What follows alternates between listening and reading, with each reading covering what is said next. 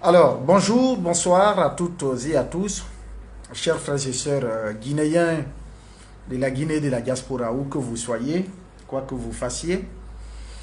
Recevez mes salutations fraternelles et amicales avec respect et considération. La promesse est une dette. On attend qu'il y ait un peu plus de personnes.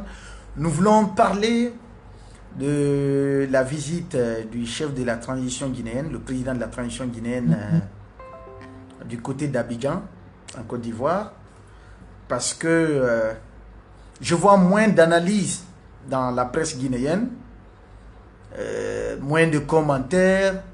Voilà, je me pose la question, mais pourquoi?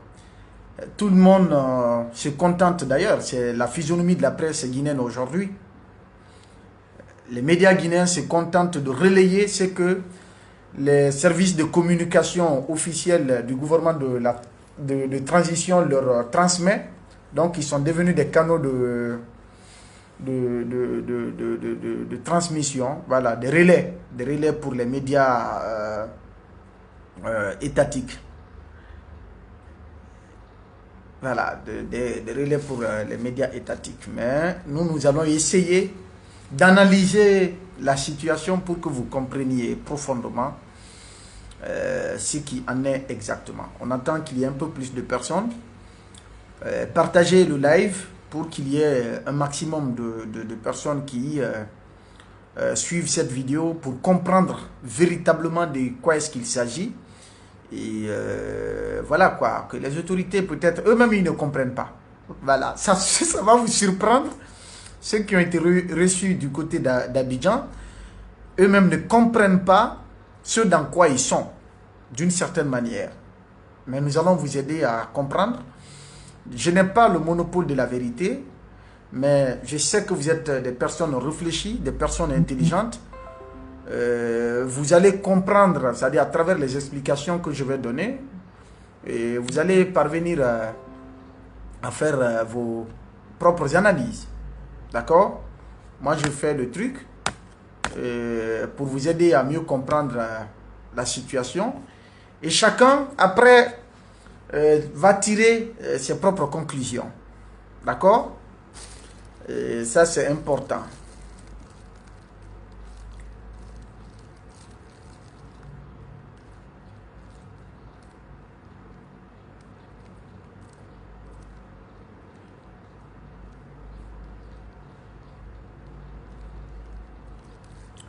Et j'ai promis de faire, j'ai déjà fini l'article. Je suis sur les dernières corrections là. Voilà, je vais finir, mais après la vidéo, j'apporte une dernière correction là-dessus, une dernière lecture de l'article. Et après, je mets en ligne, pour ceux qui n'auront pas le temps de suivre la vidéo, ou ceux qui ont la facilité de regarder la vidéo vont comprendre la vidéo. Ceux qui sont pour la lecture, ceux-ci vont lire le texte et comprendre véritablement de quoi est-ce qu'il s'agit. Puisque on a l'impression même que les intellectuels guinéens, en tout cas pour la plupart qui sont sous le CNRD, ont, disons, épousé la facilité où tout le monde se détourne de l'essentiel. Personne ne veut apporter un regard critique sur la gestion de la transition, sur les actes que posent les autorités de la transition. Alors, on est à quelques 160 ou plus maintenant là, on va démarrer, c'est intéressant. Partagez la vidéo, voilà, partagez la vidéo et essayez de mettre les cœurs pour éviter que notre direct soit signalé par les esprits négatifs. D'accord? On va évoluer. Vous avez vu le titre du direct, non? Je crois que vous avez vu le titre. San Pedro, Nimba, Conakry. Un vieux corridor réactivé, une souveraineté en danger. Pour ceux qui ne le savent pas, certainement vous avez entendu parler. Je ne voudrais pas réveiller des histoires qui font polémique dans notre pays, mais pour précision importante, on va commencer par l'histoire et revenir à l'actualité. Vous savez, après l'accession de la Guinée à l'indépendance en 1958, comme vous le savez très bien, la France qui était catégoriquement opposé à ce choix d'Ahmed Sékou Touré, à cette option que la Guinée a préférée, donc le non à la communauté française pour l'acquisition de notre indépendance totale, avec cette affirmation que tout le monde maîtrise par cœur: nous préférons la liberté dans la pauvreté à l'opulence dans l'esclavage. D'accord? Après l'accession de la Guinée à l'indépendance, il y a eu, non seulement la Guinée a été isolée, la France a mené toutes les démarches possibles pour isoler la Guinée, pour, n'est-ce pas, créer le chaos avec le nouveau gouvernement, pour, disons, créer une sorte de désordre pour que la France puisse revenir en force et en puissance pour reprendre la situation en main. Parce que la Guinée, c'est un potentiel, c'est un pays important pour la France. Et d'ailleurs, c'est un pays très important d'ailleurs dans la géopolitique mondiale à cause de nos ressources minières. Donc après l'accession de la Guinée à l'indépendance, il y a eu effectivement des tentatives de coup d'État, comme d'ailleurs nous l'apprenons dans les livres d'histoire. La mémoire de Jacques Foccart. Jacques Foccart, vous avez appris énormément de choses. Il y a d'autres auteurs français et même africains, des auteurs guinéens qui ont reconnu effectivement que la France a manœuvré dans tous les sens pour faire tomber le régime de la révolution de feu Ahmed Sékou Touré. Il y a eu donc la préparation de plusieurs projets de coup d'État visant à renverser Ahmed Sékou Touré. Mais qu'est-ce qui a accéléré un peu les choses, selon ce que nous apprenons de l'histoire? Lorsque Ahmed Sékou Touré, pour la petite histoire, l'usine de Fria était dirigée par les Français. Sauf que la société Russal Fria, pardon, avant que ce soit Fria, le Russal, mais la société Frigia de Fria, avant que les Russes ne prennent, voilà, c'était les Français qui étaient là. Sauf que la société qui gérait là était en grande partie détenue par des Américains. Mais à l'époque, la Guinée n'avait que 9% de partition dans cette société. Et quand la Guinée a eu son indépendance, la France qui était contrainte de quitter la Guinée, donc ils sont partis avec tout le trésor, c'est-à-dire que toute la monnaie coloniale dont disposait la Guinée. Donc ils ont tout pris, toute la liquidité, ils ont tout pris en direction du Sénégal. La Guinée était obligée de se rabattre sur d'autres partenaires, notamment les pays de l'Est, pour asseoir les bases d'une économie autonome. Donc un jeune État qui cherchait à poser les bases de son économie, les racines de son économie en tant qu'État indépendant et État souverain. C'est à cette époque précisément, je l'ai dit une fois, que Kwame Nkrumah, qui était très attaché, l'un des chantres du panafricanisme en Afrique, ce sont disons, les disciples d'autres grands panafricanistes que vous connaissez à travers le monde. Kwame était très attaché à Sékou, donc il a conseillé à Sékou. D'ailleurs, ils ont même à cette époque-là inscrit des budgets, des dépenses dans le budget du Ghana pour venir en aide à la Guinée économiquement. Après, Kwame a posé la question à Sékou de voir un peu, de revoir le contrat de Fria, l'usine de Fria, pour connaître effectivement quelle est la partition de l'État guinéen. Et c'est à cette époque-là qu'il a été demandé, puisque la bauxite, les réserves à cette époque-là, les industries occidentales avaient besoin des matières premières qui allaient entrer dans la fabrication, dans le fonctionnement des industries d'automobiles, etc., d'autres industries. Donc, ce n'était pas le fer véritablement qui était important à cette époque-là. C'est pourquoi le monde Simandou, Moneba, rien de tout ça n'avait été exploité sous feu Ahmed Sékou Touré. Donc, il s'est rabattu, puisque c'est la bauxite qui était beaucoup plus sollicitée en son temps, donc il a valorisé la bauxite. Eh bien, puisque la Guinée n'avait que 9% dans le projet de Fria, il a envoyé Feu Diallo-Telli rencontrer le président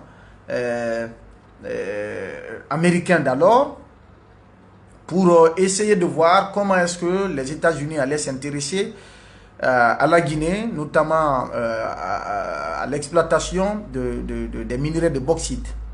Et pour éviter des conflits avec la France, donc eux, ils ont créé le contact avec Rockefeller. C'est Telli qui a été envoyé en mission pour ça. Donc ils ont négocié avec Rockefeller qui est venu en Guinée et qui a implanté, bref, pour couper court en fait, qui a implanté la CBG avec une partition de l'État guinéen de 49%. Après l'acquisition des 49% par l'État guinéen a donc tenu à ce que le contrat de FRIA également soit renégocié, c'est-à-dire que les 9% soient rehaussés. Bref, ça c'est un truc comme ça. Puisque les Américains donc ont une bonne partie des minerais de bauxite de la Guinée, la France étant donc perdante face à cette situation, s'est rabattue sur deux présidents ouest-africains, notamment Léopold Sédar Senghor et le président Félix Houphouët-Boigny. Donc ces deux présidents de la sous-région ont servi de rempart, ont servi en tout cas d'instrument pour la France pour tenter de renverser le régime de feu Ahmed Sékou Touré. C'est dans cette dynamique-là parce que la France voulait coûte que coûte à son tour avoir une même mise sur le minerai de fer du mont Nimba. Comment le faire? Et donc il fallait passer par ce projet de coup d'État contre le régime de feu Ahmed Sékou Touré. Pour réussir à renverser Sékou, et bien mettre en place donc avoir un projet avec la Guinée pour développer un projet minéralier du côté du mont Nimba. Et cette fois-ci, transporter les minéraux à partir de la Côte d'Ivoire. D'où la construction du port de San Pedro en 1970. Les travaux ont été lancés, je crois, en 1968, au mois d'août 68, je crois, le port de San Pedro. Et 2 ans après, le port a été inauguré. L'objectif principal, en fait, la vision qui était derrière la construction de ce port par les Français, donc ce sont les Français qui ont construit le port de San Pedro. L'objectif qui était derrière, c'était justement procéder au transport des minerais de fer du mont Nimba à San Pedro. C'est-à-dire, une fois que la France réussissait, les autorités françaises d'alors réussissaient leur plan de renversement du régime de Conakry, ils allaient donc avoir ils allaient avoir une même mise sur ces minerais de fer. Donc, ils allaient passer par des procédés pour avoir une même mise sur le minerai de fer de Nimba et donc créer un chemin de fer entre San Pedro et le mont Nimba du côté de Lola, pour que les exploitations minières du mont Nimba, donc que ce corridor soit utilisé pour expédier nos minerais de fer. Voilà l'objectif de la construction de ce port de San Pedro. Sinon, il y avait, en 1970, le port d'Abidjan était déjà là, un port qui a été construit en 1938. D'accord? Le port d'Abidjan, je crois, c'est oui, dans les années 1938, si j'ai bonne mémoire, si je ne me trompe. Et celui de San Pedro, pourquoi avoir ce port de San Pedro alors qu'il n'y a pas de zone minière de ce côté-là? Je ne sais pas si vous comprenez un peu. Le port d'Abidjan est 2 fois, voire 3 fois, voire 4 fois, voire 10 fois plus important que le port de San Pedro.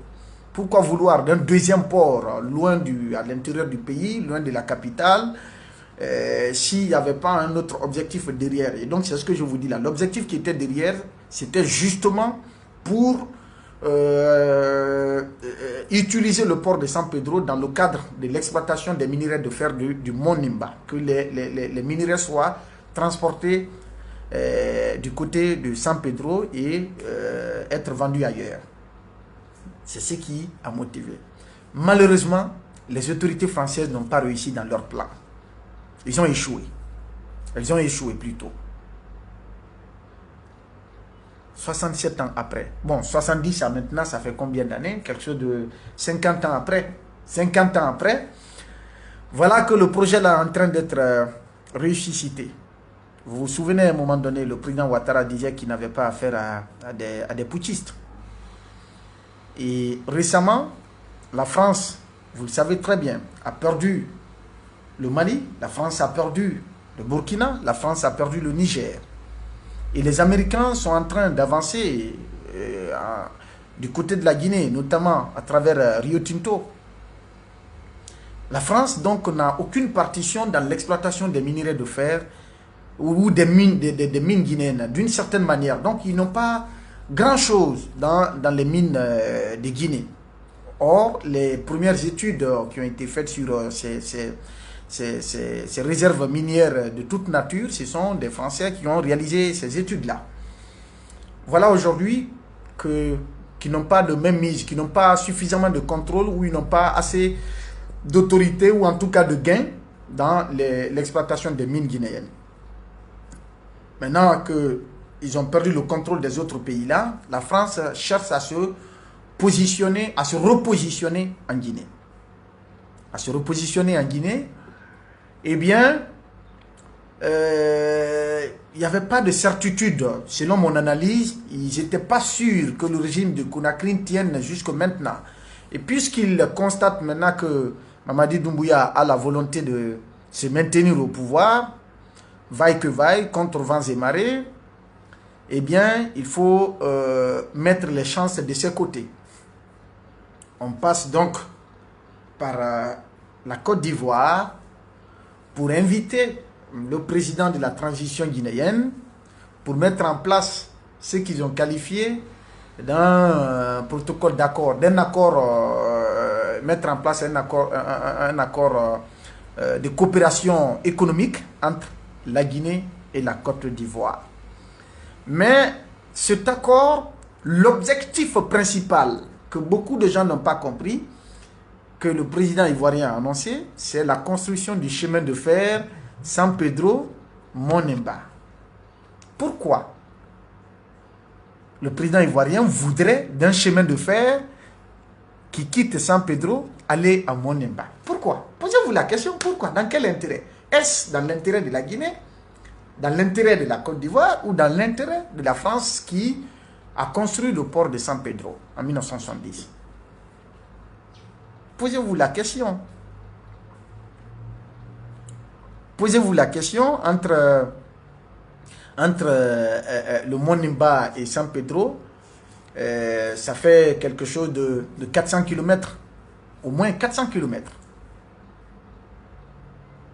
Pourquoi maintenant là, le président Alassane Ouattara s'intéresse-t-il à la Guinée jusqu'à aller, n'est-ce pas, conclure un accord avec les autorités de la transition guinéenne pour un projet de construction d'un chemin de fer, donc des rails qui vont quitter San Pedro pour rallier le Monimba. Ce n'est pas moi qui l'ai dit, hein, c'est le président Ouattara qui l'a déclaré. Tout le monde a suivi son discours. Pourquoi? Alors que, vous allez comprendre, le Libéria voisin, le Libéria a un port qu'on appelle le port de... comment on appelle? Le port de Buchanan. Le port de Buchanan a été construit par les Américains dans le cadre de l'exploitation de... Donc les Américains ont construit le chemin de fer qui quittait. S'il vous plaît, mettez les cœurs parce que je constate que le direct est en train d'être signalé. Les Américains ont construit le chemin de fer et le port de Buchanan dans le cadre de l'exploitation des minerais de fer du Monimba côté Libéria. Côté Libéria. Après des années d'exploitation, aujourd'hui, le chemin de fer là est tenu par une société qu'on appelle ArcelorMittal. ArcelorMittal, c'est une société anglo-indienne qui exploite aujourd'hui ces minerais de fer, comment dirais-je, ce chemin de fer qui a été construit dans les années 50. D'accord? une société anglo-indienne qui exploite ça aujourd'hui. Dans un premier temps, quand Alpha Condé avait réussi à récupérer le Simandou, les blocs de Simandou, les partenaires, notamment même les Rio Tinto, avaient voulu que l'État guinéen accepte que les minerais de fer de Simandou soient exportés à travers le Libéria, parce que les infrastructures existent déjà au Libéria. Les rails du Mont Nimba, côté Libéria, sont à quelques 50 km de la Guinée, donc pour atteindre le territoire guinéen. Quelques 50 km. Et donc, Rio Tinto avait voulu utiliser, n'est-ce pas, les infrastructures portuaires et ferroviaires du Libéria pour exporter les minerais de fer de Simandou dans un premier temps. Chose que le gouvernement d'Alpha Condé avait catégoriquement refusé. Quand ils ont refusé cela, c'est là qu'ils ont tenu à ce qu'il y ait la construction du chemin de fer Monimba qui passe maintenant par Zérekora jusqu'à Fourekaria. C'est-à-dire, c'est Alpha Condé et son gouvernement qui ont tenu mort du cul à ce que le chemin de fer soit réalisé jusqu'à la construction d'un port en eau profonde du côté de Moribaya, dans Fourekaria. Parce que ça fait beaucoup plus de gains pour la Guinée que si ça passait par le Libéria. Donc on n'allait pas bénéficier de beaucoup de choses. Ce chemin de fer est en train d'être construit aujourd'hui. Même si on attribue tout cela au CNRD. Alors que le projet était bien en cours. Puisque dans un premier temps, Rio Tinto avait dit catégoriquement ne pas pouvoir faire le chemin de fer sur plus de 600 km. Et donc c'est là Alpha est allé chercher des partenaires. D'où la venue de Winning Consortium Simandou, qui ont promis justement de faire le chemin de fer. Rio Tinto donc dispose de quelques kilomètres de chemin de fer à réaliser. Le reste, c'est Winning qui s'est engagé à le faire. Bref, je parle de l'accord qu'il y avait eu sous Alpha Condé. Puisque le projet qui a été fait par le CNRD, on ne connaît pas le contenu, donc j'en sais pas. Mais voilà ce qui a été fait. Alors, figurez-vous que depuis les années 70, le port de San Pedro a été construit. Malheureusement, l'objectif pour lequel le port a été fait, cet objectif n'a pas été atteint. Cet objectif, depuis les années 70, n'a pas été atteint.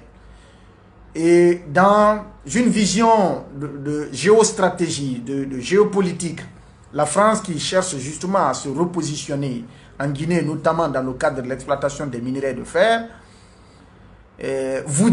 essaie donc de passer par la Côte d'Ivoire pour inviter les autorités de Conakry, parce qu'ils ont les autorités françaises de maintenant savent que Mamadi Doumbouya est dans l'objectif de se maintenir au pouvoir. Il est en train de dérouler tout son plan allant dans ce sens-là, même si lui-même il sait pertinemment que il n'a pas l'étoffe nécessaire pour continuer à diriger la Guinée. Tout le monde sait ces 4 dernières années, disons, comment la Guinée est en train de patauger aujourd'hui. Ce qui se montre et ce qui se passe dans l'ombre, les gens ne le savent pas. C'est diamétralement opposé. On est un pays qui est confronté à assez de difficultés en termes de gouvernance. Donc on invite, bref, le président de la transition guinéenne pour venir venir à Abidjan.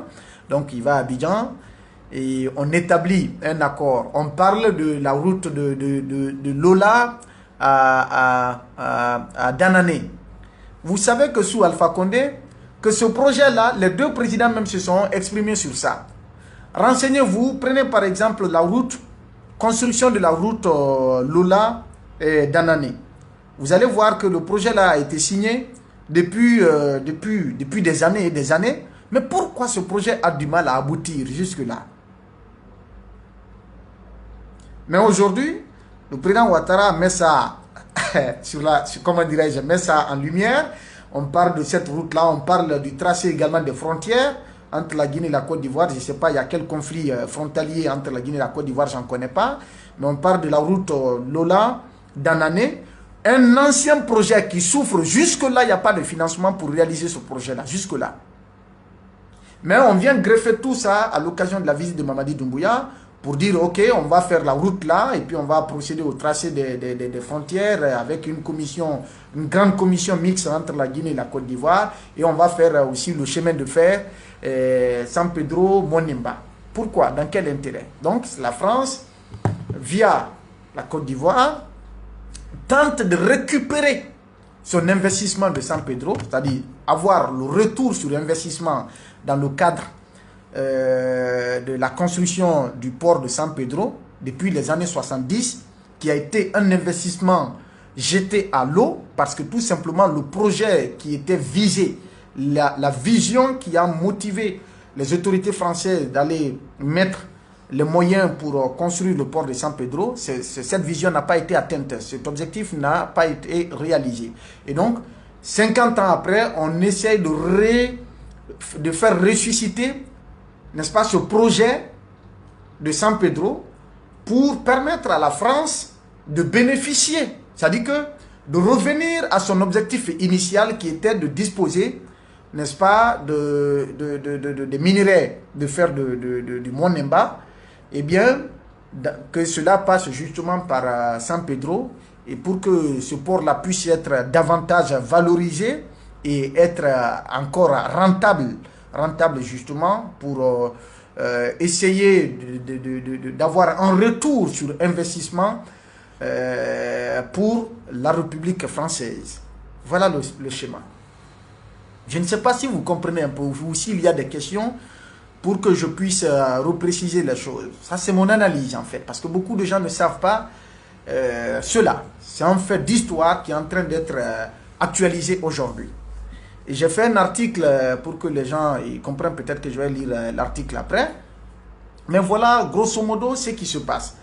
Beaucoup de gens ne le savent pas également.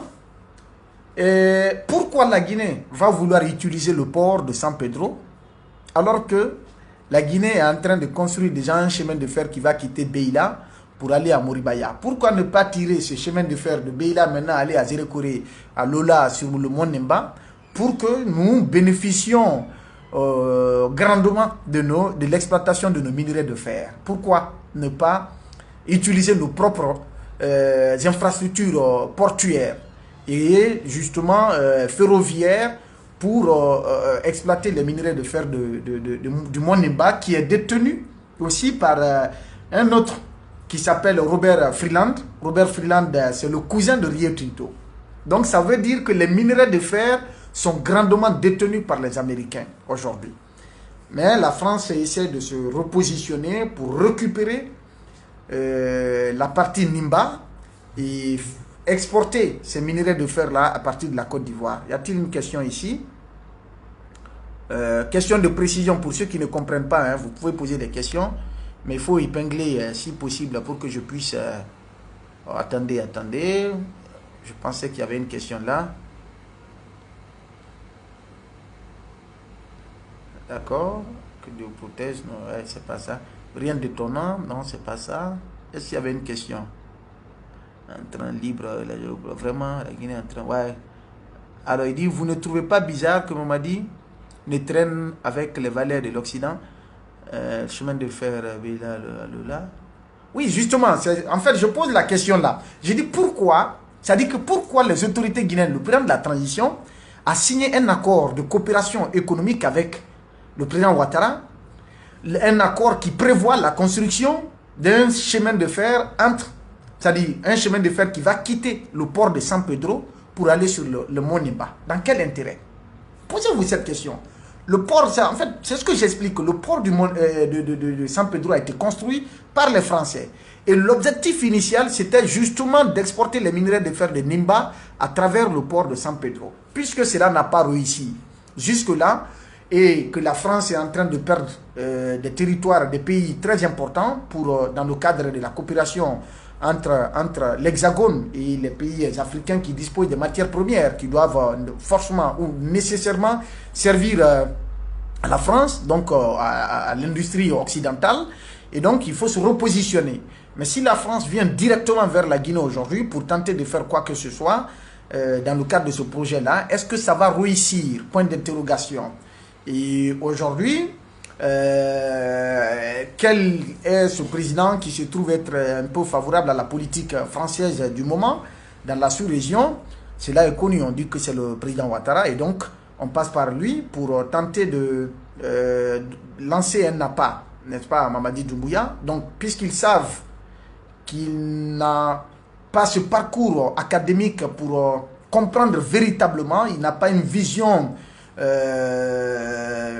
géostratégique ou géopolitique. Donc, il ne connaît rien dans ce domaine-là. Excusez-moi du terme, ce n'est pas pour le réduire, mais il n'en sait pas vraiment. La géopolitique, il n'en sait absolument rien. Il n'a pas de formation académique pour lui donner une certaine ouverture d'esprit sur cette histoire et sur les enjeux du moment pour comprendre véritablement pourquoi cet intérêt soudain, pourquoi cette invitation soudaine, pourquoi on voudrait construire un chemin de fer San Pedro-Monimba. Dans quel objectif réellement? Est-ce que cela serait à l'avantage de la Guinée?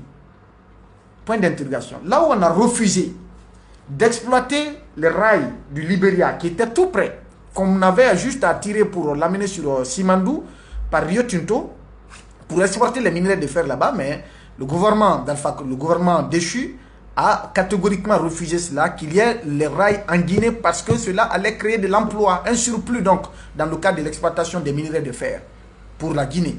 Et donc, aujourd'hui, à partir de la construction de ces chemins de fer qui quittent Beila jusqu'au port de Moribaya, s'il y a lieu d'exploiter Monimba demain ou après-demain, il suffirait juste de d'étendre le chemin de fer de Beila à Lola là-bas, ou encore le port de Buchanan du Libéria. Ça, c'est un port qui est à quelques 200 km de Lola. 200 km de Lola. Pourquoi on va construire un chemin de fer sur plus de 400 km alors qu'il y a des rails qu'on ne peut que tirer juste sur 50 km pour rallier à la Guinée? Pourquoi? Pourquoi on va par exemple refuser d'utiliser le port de Buchanan au Libéria pour prendre le port de San Pedro? Pourquoi? Dans quel intérêt? Posez-vous cette question. Je ne sais pas si vous comprenez un peu ce que je veux dire. Posez-vous la question. Sinon, en fait, on a parlé de la route de Lola juste pour noyer le poisson, pour détourner l'attention des gens. L'essentiel de cette visite-là, l'objectif principal, c'est justement le projet de chemin de fer San Pedro-Monimba. Tout tourne autour de ça. Tout ce qui a été dit après, tout ça là, c'est des... Non, c'est des choses secondaires. Voilà. Mais l'objectif principal, c'est le chemin de fer là. Je ne sais pas si vous comprenez ça. L'objectif principal, c'est ça. Et c'est ce qu'on ne dit pas. C'est ce que l'opinion ne sait pas. La France, à travers Ouattara, tente de rattraper son investissement sur la Guinée. S'il vous plaît, j'ai un appel là. Allô? Allô? Oui?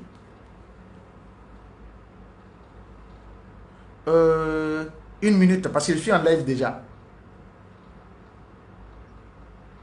Ok, s'il vous plaît. Merci beaucoup. Donc, excusez-moi, hein. Bon, j'ai du respect pour les anciens. Donc, c'est un aîné qui m'appelle. Je suis obligé de répondre. C'est un grand frère qui m'appelle. Voilà. Je suis obligé de le répondre. Comme je le dis, si vous n'avez pas compris, quand même, voilà, posez la question. Il y a quelqu'un qui vient pour parler de graines de quoi? Je ne comprends pas ce qu'il veut dire. Ouattara, non. Je demande des questions. Pourquoi le port de Moribaya est en construction? Est en construction. Ben, ça c'est une question. Ok, je vais répondre. Allô?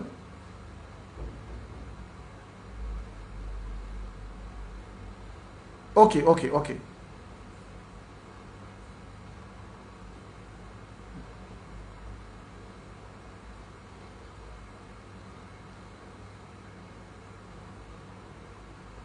Mhm. Mhm.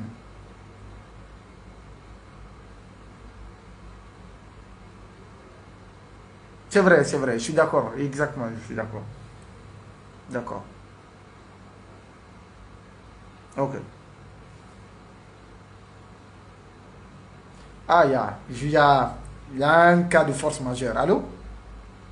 Oui? Ça va? Très bien.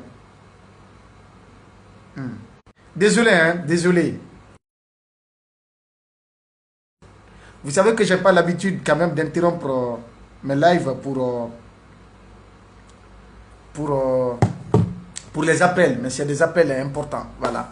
On ne va pas durer maintenant, mais je vous ai donné quand même la physionomie pour que vous compreniez. Aujourd'hui, les gens sont en train d'insinuer que c'est pour nommer Ouattara, comment dirais-je, Sidia Touré comme Premier ministre. Non, c'est faux. C'est faux, ça n'a rien à voir. Ça n'a rien à voir.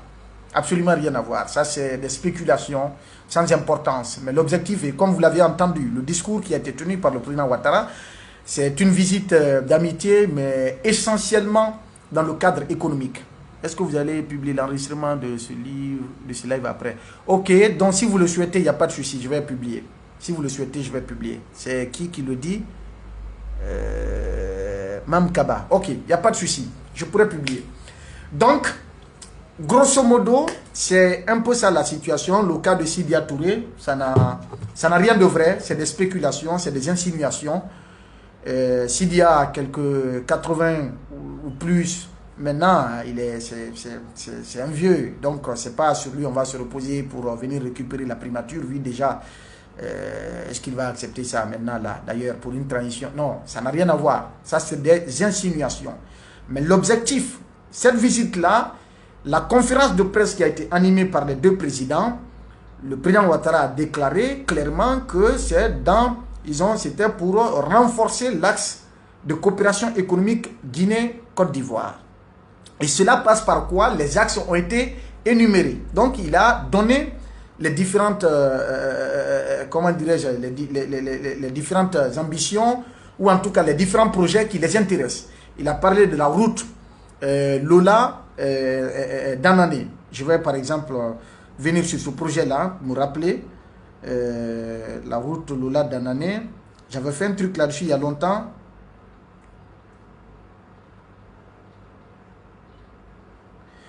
Ça, c'est un vieux projet, vieux projet, il faut le dire. C'est sur une distance de 39,75 km, la route Lola d'Anané.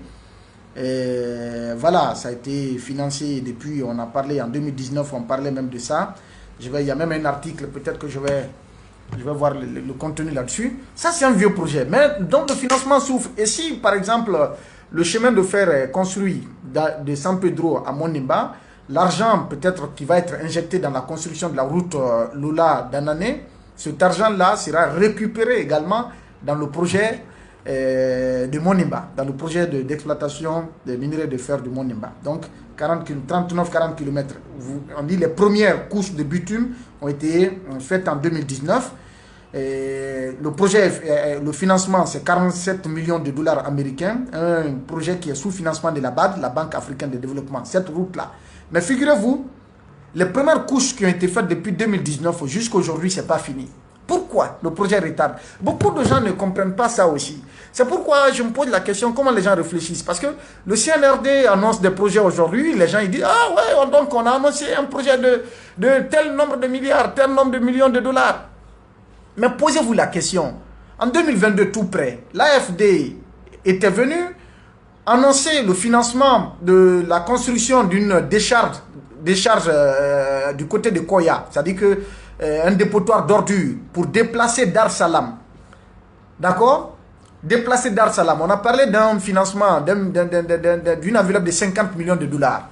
2022, la construction du plus grand dépotoir d'ordures de Conakry. Donc la décharge de Dar es Salam allait être déplacée du côté de Koya. Ça a été annoncé. Il y a eu des visites. Le ministre Mori Kondé, à l'époque, était allé sur le chantier avec la représentation diplomatique française et d'autres responsables de l'AFD. Ils sont allés sur le terrain là-bas. Où en sommes-nous? Aucun financement n'est tombé. Le projet est où? Ce qui se dit et ce qui se fait, c'est diamétralement opposé. On peut par exemple annoncer 20 milliards pour la Guinée, mais pour parvenir à décaisser les 20 milliards pour la Guinée, c'est tout à fait des problèmes. Notre capacité d'absorption est très très limitée, très très réduite, parce que le décaissement, les finances publiques, ou en tout cas la coopération financière internationale, c'est pas comme le CNR le fait, aller sortir les francs guinéens à la banque centrale, donner à qui il veut. Non, c'est pas comme ça, ça se passe pas comme ça. Ça obéit à un certain nombre de règles, à une réglementation rigoureuse, que lorsque cela n'est pas respecté, l'argent ne peut pas être décaissé. Ça fait d'ailleurs que la plupart des enveloppes ou des financements qu'on annonce sous le CNRD, les gens ils pensent que c'est l'argent en liquidité qu'on envoie. Non. Sinon, posez-vous la question, toutes ces années, les milliards qui ont été annoncés, ou les centaines de millions de dollars qui ont été annoncés à la Guinée, si on avait eu tous ces montants-là, est-ce qu'on serait à ce niveau aujourd'hui? Non. Donc il y a ce qu'on annonce, promettre quelque chose et parvenir à la réalisation de cette chose-là, ça fait deux. Parce que si les exigences ne sont pas tenues par les autorités, les partenaires qui mettent leur argent ne vont pas accepter d'investir. Ça, c'est clair comme l'eau de roche. Donc, on se détrompe. On annonce, récemment, on parlait de 500 millions d'euros, qu'un projet de financement, un projet de prêt ratifié par le CNT, qui a été promulgué par le président de la transition. Est-ce qu'on va parvenir à décaisser tout ce montant-là? Gros point d'interrogation. Et d'ailleurs, les gens, ils ne comprennent pas. Ça, c'est un prêt qui a été fait à une banque chinoise également. L'État chinois a donné son accord et tout. Mais il y a le prêt de 20 milliards contre les mines qui sont là. Et donc, on est en train de nous endetter. Dans un pays qui est dominé par la corruption, on est en train d'endetter les futures générations. L'argent qui est souvent emprunté ne sert pas à la cause pour laquelle ça a été emprunté. Et finalement, on a la corde au cou. Posez-vous la question, les 5 000 milliards qui ont été pris à la BCRG, les réserves obligatoires des banques primaires. Qui sait aujourd'hui? Quelqu'un peut m'informer comment le gouvernement de transition, comment le CNRD a utilisé ces 5 000 milliards? On n'a aucun compte rendu là-dessus. On ne sait pas où est-ce que ça a été investi et comment ça a été fait. On ne sait pas. Donc, cette visite-là, et comme je vous l'ai dit, le projet La Route Lola Danané, c'est un vieux projet. Et le 19 novembre 2019, le président Alpha Condé avait donné des instructions fermes à des ministres du pôle économique pour faciliter, faire tout à ce que ce projet-là soit réalisé le plus tôt que possible. Donc, eh bien, on dit il a donné en effet de prendre toutes les dispositions nécessaires à la levée des obstacles en rapport avec le projet d'infrastructure routière Lola Danané, ainsi que celui de Kebo, Bokeh Kebo. Bokeh Kebo, ça c'est en cours aujourd'hui encore. Et tout ça, c'est sous Kebo, Guinée-Bissau, tout ça, c'est sous financement de la BAD. Donc, on revient sur ça aujourd'hui, alors qu'on parle de ça depuis 6 ans ou 7 ans presque maintenant. Mais on vient ressusciter tous ces projets-là. Mais l'objectif principal, eh bien, écoute, Mamadi, on va construire le chemin de fer San Pedro, Monemba, et puis voilà. Donc, c'est la France qui est en arrière-plan. C'est tout. Pas plus, pas moins. Pour payer le truc. Bon, bref, c'était ça. Je vais vous laisser. Il y a d'autres sujets que je voulais développer. Mais comme je l'ai dit, j'ai un autre programme. On se reprendra. On se reprendra. Mamadi a été invité. Le seul objectif de la visite d'État en Côte d'Ivoire, c'était justement d'avoir son accord pour la construction d'un chemin de fer d'Anané, c'est-à-dire San Pedro, Monemba, dans le cadre justement de l'investissement français qui a été fait dans les années 70, comment récupérer cet investissement toujours dans les minerais de fer de Simandou, du Monemba, c'est l'objectif, et donc il fallait réactualiser cela. Pas plus, pas moins. Si y a d'autres questions, je vais publier l'article que j'ai déjà fini, je corrige l'article, je mets en ligne, avec tous les détails possibles, vous allez comprendre. Merci. Et il y a d'autres sujets, on va développer ça dans un autre live, peut-être après ou demain ou après-demain, je ne sais pas, ça dépendra. Merci à toutes et à tous, bonne soirée, et chez vous, où que vous soyez à travers le monde.